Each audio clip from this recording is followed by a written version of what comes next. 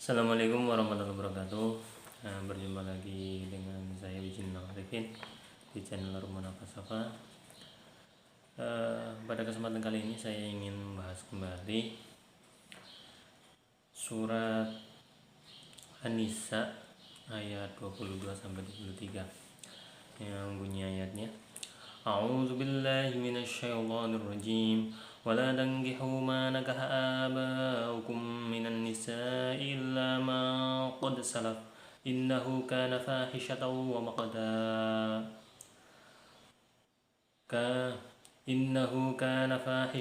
ومقتا وساء سبيلا. حرمت عليكم أمهاتكم وبناتكم وأخواتكم وعماتكم وخالاتكم وبنات الأخ وبنات الأخت وأمهاتكم اللاتي أرضعنكم وأخواتكم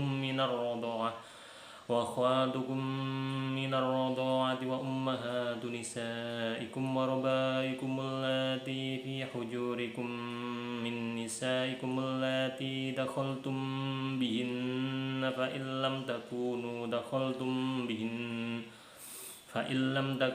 دخلتم بهن فلا جناح عليكم وحلائل أبنائكم الذين من أصلابكم وأن تجمعوا بين الأختين إلا ما قد سلف إن الله كان غفورا رحيما. Yang artinya, dan janganlah kamu kawini wanita-wanita yang telah dikawini oleh ayahmu. Jadi ini ibu tiri, maksudnya adalah ibu tiri, terkecuali yang pada masa yang telah lampau, yaitu sebelum syariat ini. Di syariat tentang menikahi ibu tiri tidak boleh, karena pada zaman jahiliyah dulu, apabila ayah meninggal dan kebetulan meninggalkan istri muda, itu istri mudanya menjadi warisan bagi anak laki-lakinya. Sesungguhnya perbuatan itu amat keji dan dibenci oleh Allah dan seburuk-buruk jalan yang ditempuh. Kasus seperti ini bukan berarti zaman sekarang tidak ada, tapi ini diharamkan. Jadi perbuatan haram. Jika ada seorang muslim yang melakukan ini, berarti dia melakukan dosa, karena ibu tiri adalah mahram selamanya. Kemudian ayat 23 terjemahnya, diharamkan atas kamu mengawini ibumu. Kita kembali ke ayat 22 dulu. Ini juga tidak boleh bapak tiri, misalkan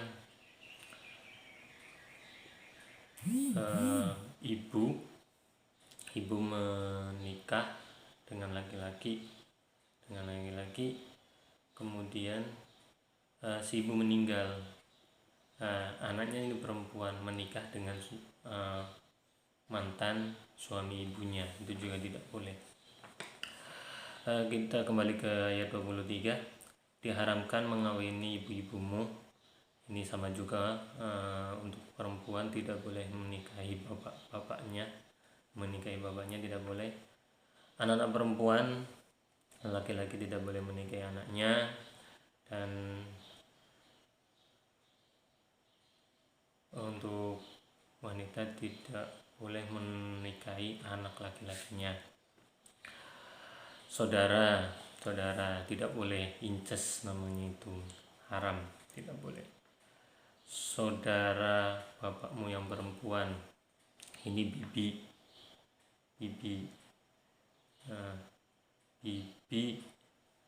baik dari pihak ayah maupun pihak ibu, atau paman untuk perempuan. Paman untuk perempuan itu haram, baik dari pihak bapak maupun pihak ibu. Kemudian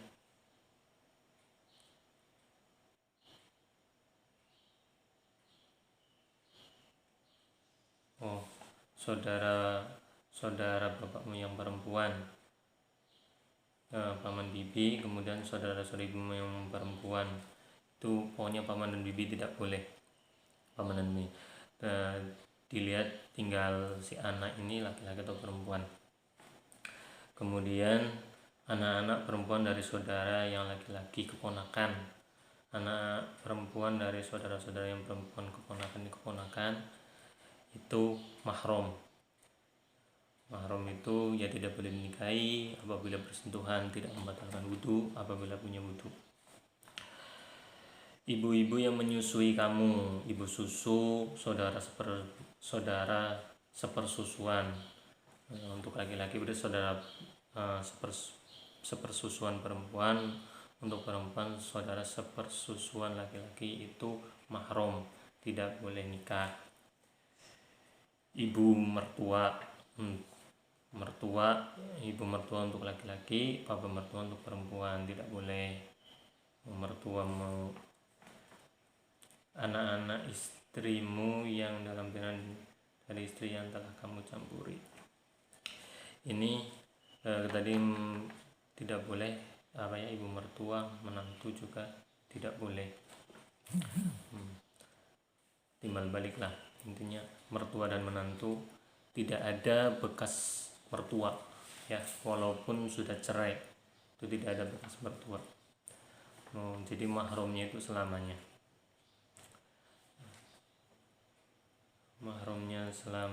Kemudian anak-anak istrimu yang dalam hukum ya, anak-anak istrimu yang dalam perihalimu dari istri yang telah kamu campuri. Jadi menikahi janda punya anak perempuan itu tidak boleh ya, kecuali belum dicampuri, si ibunya belum, misalkan menikahi janda belum sempat melakukan hubungan suami istri, ketemu dengan anaknya dan jatuh cinta sama anaknya, kemudian dicerailah istrinya ini, kemudian melamar anaknya. Tapi di dunia nyata mungkin sangat berat untuk kayak gini, kejadian seperti ini. Kalau kejadian seperti itu, kalau kejadiannya menikah dengan ibunya belum sempat apa-apa, ibunya meninggal kemudian menikahi anaknya, itu boleh, tapi bukan dibunuh ya. Kejam sekali. Pokoknya di dunia nyata secara hukum boleh, tapi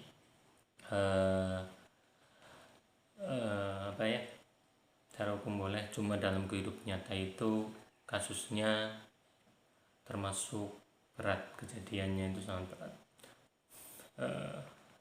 Sepertinya ya kurang pantas, tapi boleh, secara hukum boleh. Yang penting ibunya belum dikumpul, boleh menikah dengan anaknya, baik karena cerai hidup ataupun karena cerai mati. Kemudian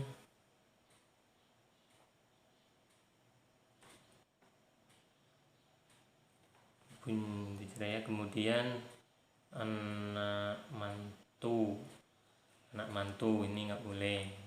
Tadi sudah dijelaskan waktu mertua.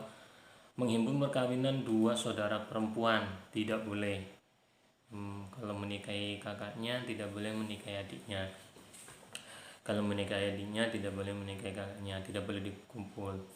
Boleh menikah gantian, itu boleh. Maksudnya menikahi kakaknya kemudian cerai baru menikahi adiknya, itu boleh.